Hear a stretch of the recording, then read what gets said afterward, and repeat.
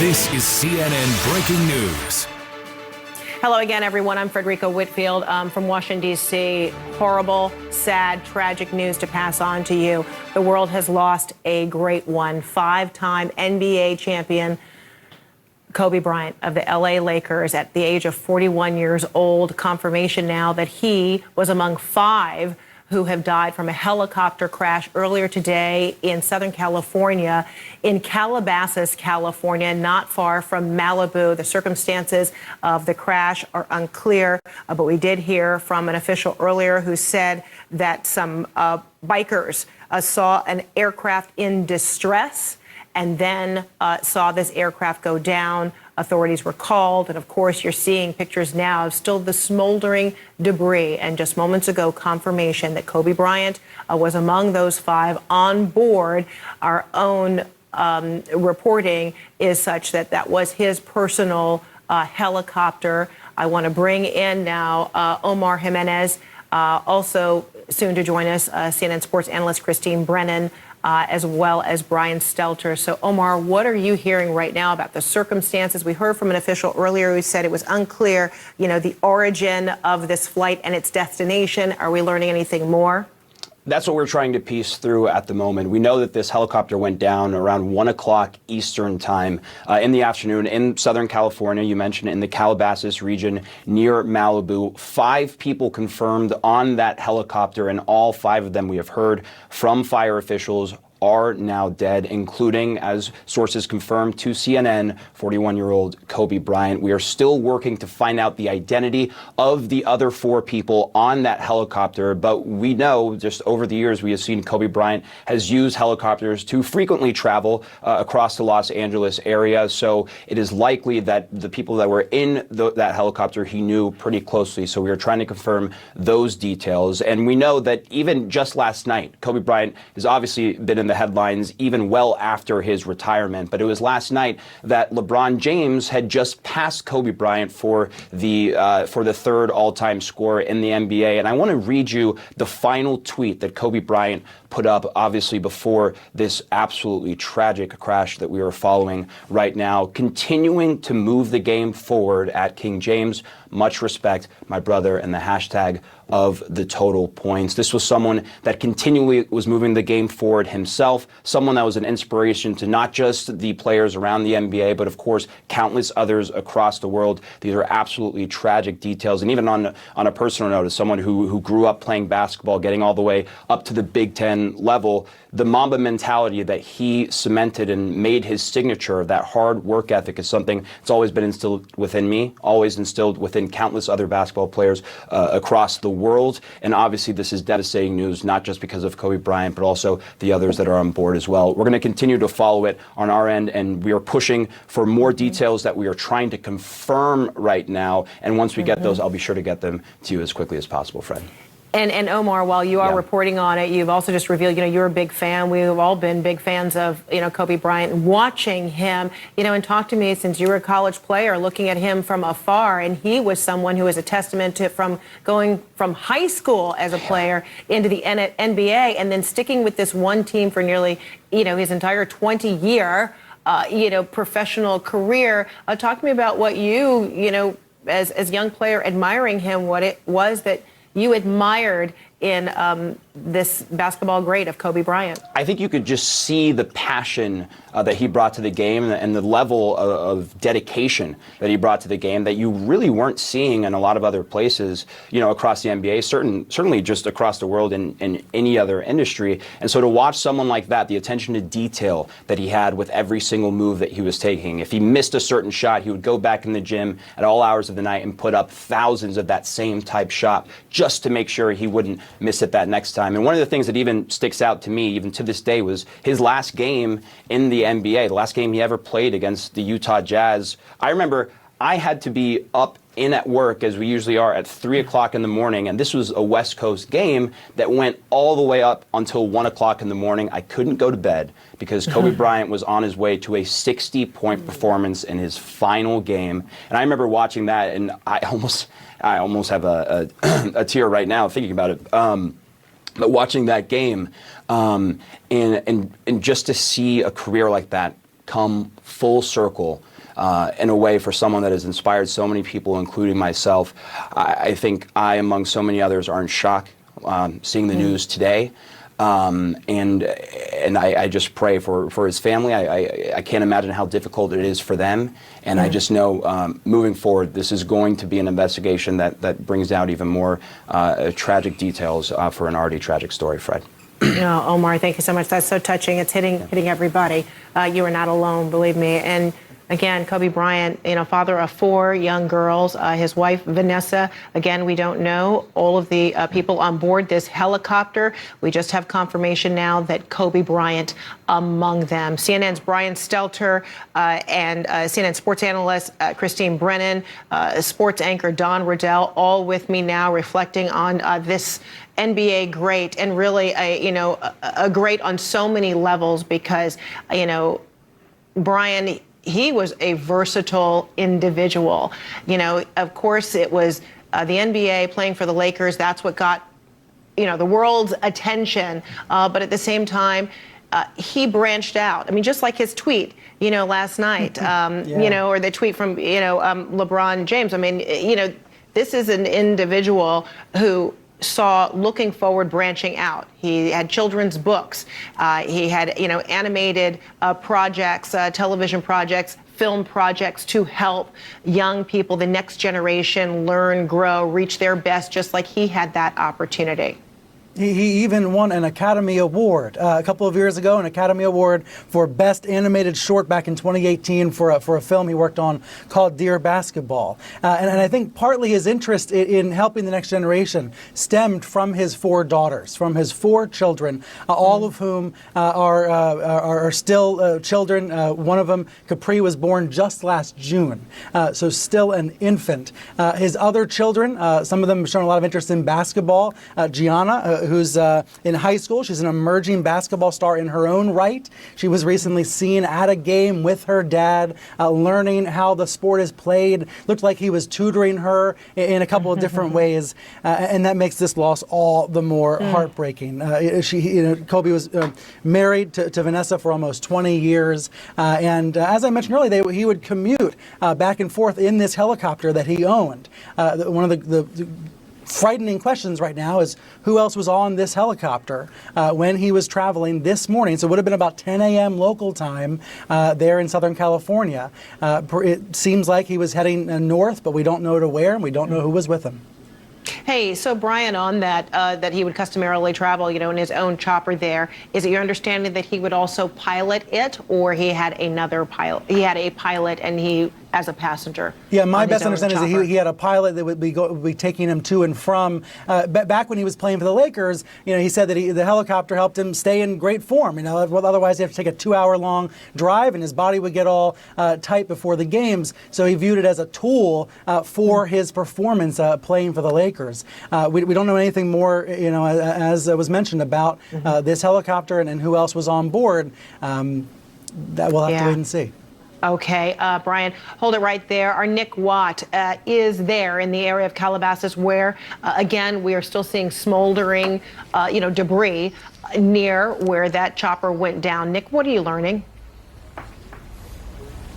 Well, so far authorities are pretty tight-lipped as to what might have been the cause of this accident. They say they are very early in the investigation, but they did get reports from people who were cycling in the area that a helicopter was in distress. And Greg, if you can push in, you can see where that helicopter hit the side of that hill. We are just slightly inland from Malibu in Calabasas. You can see the smoke there. We're told that the impact did ignite a small brush fire in the area, but we expect within the next few hours to get more details of exactly why this happened. Now, visibility is a possibility. That was a question that was raised. Authorities again saying too early to tell, but as you can see, it's not a clear blue day here in Southern California today, but there was no rain. It is, though, not fantastic visibility. We hope to hear more. And listen, the other thing that's happening right now is the reaction to this. Kobe Bryant in Los Angeles was perhaps the archetypal athlete and superstar. He transcended his sport. He was of this city. And the reaction so far has been a loss for words, really. I mean, around here we've seen people shedding tears, people just looking up at the crash site, not really talking. And, you know, I was listening to KNX radio on the way over here, and one local sportscaster said, this is one of those moments like, where were you when JFK died? This is one of those moments. Where were you when you heard about Kobe? We're also getting some reaction online from Scottie Pippen. I'm stunned. Words can't even come close to describing it. Paul Pierce, this is not real right now. JJ Watt, can't be true. Kevin Love, please no. Please, God, no. So this city, which was Kobe Bryant's home, he played here for 20 years, he was of Los Angeles, real shock right now. But so far, not that many answers as to why and how this happened. Back to you. Oh my gosh, yeah, this feeling of disbelief. I think everyone is feeling it. It's just, I know, people are hearing it for the first time, and it has been confirmed by authorities, but it's still so hard to believe. This young man, 41-year-old, who made such an impact on the NBA, such a huge impact on the LA Lakers, on the city of Los Angeles, as you said, Nick, sending, sports. Being a part of that community there. I hope that you do get an opportunity to talk to a number of those people who have come out that we just saw, the camera pan over, how many people have come out who are fans, who are shedding tears. Now, earlier we heard from officials, they said still unclear the origin of the chopper flight, its destination, that yes, there was some fog, but unclear whether visibility was indeed, a factor. Have authorities taken, this investigation any further to say they have gleaned anything with any certainty from the crash site thus far? They have not. I mean, the FAA has come out to confirm the type of helicopter, and that is pretty much it. So far from authorities, all we've really been hearing about is their emergency response to this event and the fact that this brush fire was sparked. We are expecting to hear from authorities again within a couple of hours. But listen, the how and the why is really secondary here. The headline is what has happened, that Kobe Bryant, this great of the game, this great of American culture, this great of Los Angeles, has perished on this hillside here in Calabasas. All right. Nick Watt, thank you so much. Keep us posted. Again, tragic news. The world has lost a great NBA great, Kobe Bryant, among 5 who perished in this helicopter crash there in Southern California. We'll have more right after this.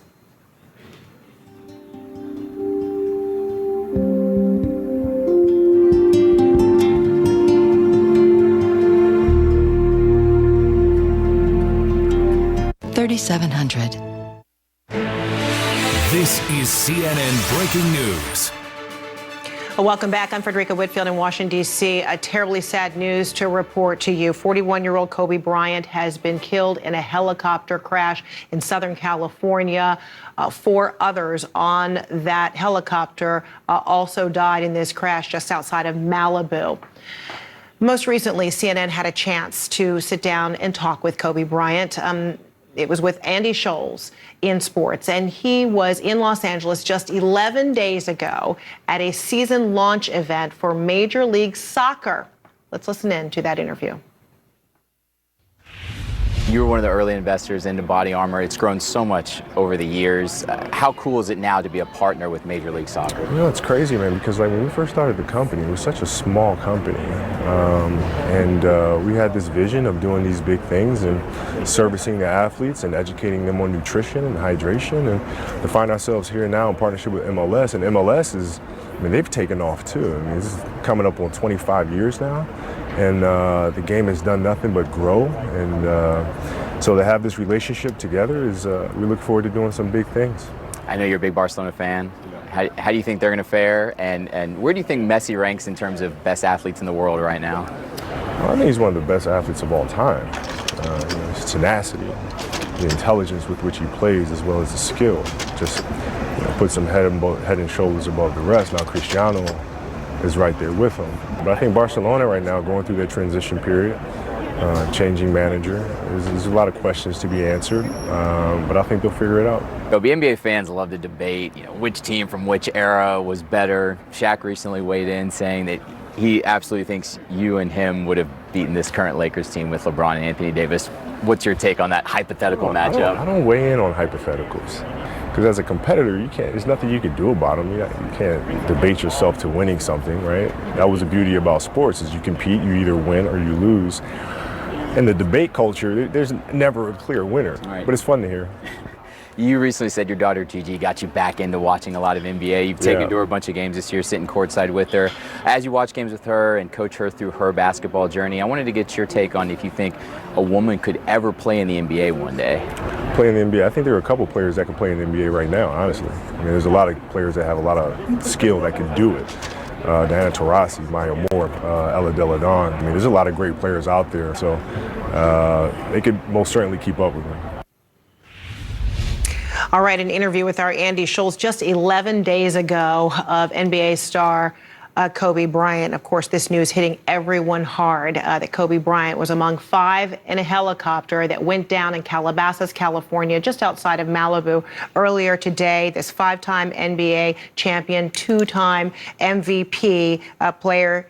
He was an NBA player. He was a mentor, a real leader involved in books, movies, television productions, already very much sorely missed. It has also been reported by officials there that Kobe Bryant and 4 others were on a Sikorsky S-76 helicopter. We heard from our Brian Stelter earlier that this is indeed the helicopter that Kobe Bryant customarily would travel in the Los Angeles County, even when he was a player, would arrive at the NBA games at the Staples Center in his own helicopter. He found it to be the more relaxing route prior to a game. We want to find out more now about this type of helicopter, this Sikorsky S-76. Joining me right now, Jacob Benkovsky, a helicopter pilot. He flies this type of aircraft, a Sikorsky S-76, the same chopper that Kobe Bryant was in. And so I'm wondering if you can tell me, as you look at this debris field, if you have an opportunity to see a monitor right now and see, we're looking at what appears to be a portion of the tail and the scattering of debris in at least this image here, and the decimation of a lot of other debris. What are you seeing in this? What are you reading from this? So based on the images, I can't confirm whether or not this was mechanical error or weather-related error, but based on some of the reports that we're getting, it seems like the weather was foggy. It seems like the weather conditions were not ideal for helicopter flight, and leaning a lot more towards a weather-related incident.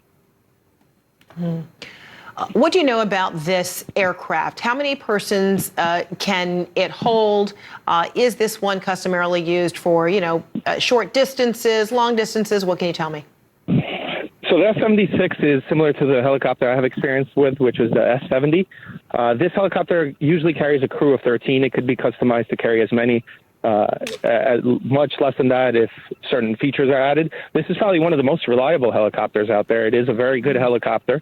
Having said that, when weather is involved, everything goes out the window, and there's no predictability on whether or not a safe flight can be had. Mm-hmm. And that is just the case for any helicopter or aircraft, or are you saying that is a particular thing to keep in mind with this type of helicopter? No, it is definitely an issue with any type of aircraft whatsoever, plane, helicopter, anything that's in the air.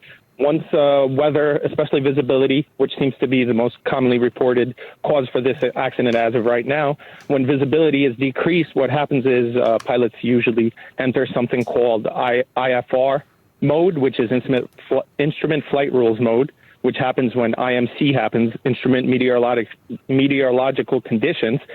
That is basically a mode where you see nothing outside and you have to rely on the instruments in the helicopter. Imagine this as driving on the road, and everything outside becomes dark, and you have to rely only on your GPS and your speedometer.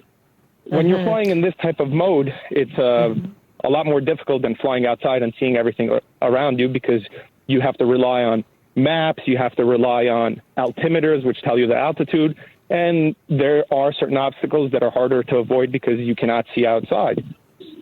Having said that, this is probably one of the most common modes that aviation accidents occur in. All right, Jacob Benkowski, thank you so much. I want to bring in Mary Schiavo, CNN transportation analyst and former inspector general for the Department of Transportation. As you look at this debris field and you see what appears to be at least a couple of very large chunks of the aircraft, at least I'm seeing from my naked eye, two very large chunks, and then you see a very scattered debris field. How do you examine this from afar? What do you see from this image? Well, from this image, I do what I always do is go back to the flight radar first of all, and then consider other crashes that I've worked on. And the flight radar gives us a tremendous amount of evidence. This plane was over downtown Los Angeles, and for those of us who have lived in LA, a highly populated area. It was at an altitude of around 2,300 feet, made several circles around downtown, kind of just north of very populated Los Angeles, and then it headed out to Calabasas as it was losing altitude, which suggests to me, and Calabasas is not very populated. There are a lot of parks there, walking trails, mountains, etc. It almost looks to me, now this is a big guess, but because it circled many times, a tight circle over downtown LA and started losing altitude, I think this plane got in mechanical problems over downtown LA, and the pilot was trying to find a place to put it down or to save an awful lot of lives. And so, Mary, you know this, or you've surmised this because you have had access to the flight pattern. You're able to see.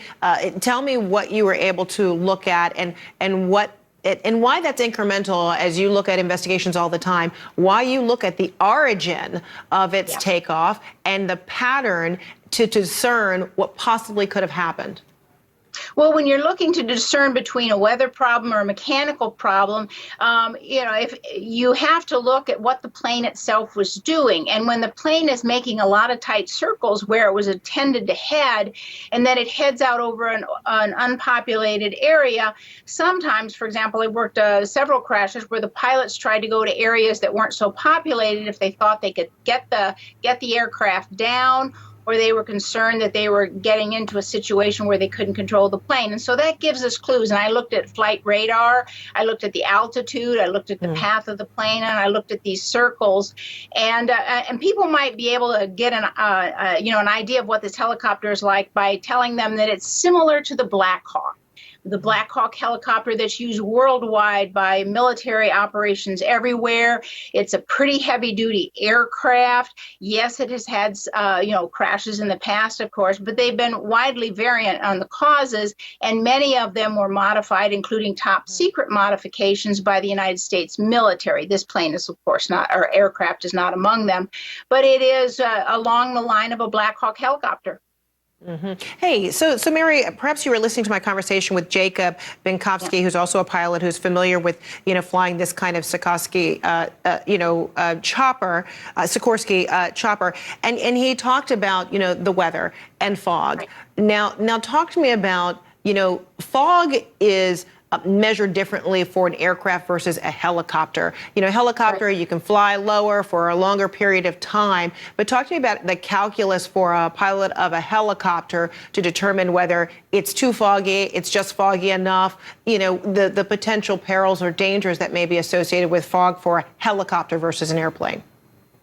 Well, a helicopter, particularly operating over Los Angeles, you have to have enough space. You have to be able to see all the buildings. Obviously, there are tremendous navigation programs where you don't have to rely on the look out the window and see method, if you will, visual flight rules, VFR. But here, of course, it depends what the fog layer was over Los Angeles. So it's possible they were circling these very tight circles over just north of downtown LA to where they were going to land, and they could not do it because of the fog. But in this case, looking at the wreckage, it does not look like what we had what's called a CFIT, a controlled flight into terrain, where you can't see because of the fog and you hit an obstacle, you hit a mountain, you hit a hill, you hit a TV tower. It does not look like a CFIT accident. It looks to me like the helicopter was in trouble and went down because it was losing altitude. All right, transportation analyst Mary Schiavo, thank you so much. As we hear from the experts on, studying a crash site, and we're looking at the smoldering debris from this helicopter that crashed into this hillside in Calabasas, California. We cannot forget that among those on board, 5 people killed in this helicopter crash, among them NBA legend Kobe Bryant at the age of 41. Back with me now, Don Riddell, Christine Brennan, Brian Stelter. And, Don, we heard, from our Nick Watt earlier. He read the tweets coming from people from Scottie Pippen to J.J. Watt, NBA to the NFL. And, there are people who have gathered who were fans of Kobe Bryant, everyone being hit hard, everyone feeling like disbelief. This cannot be. Talk to me about the reaction that you've seen from the sports world and beyond.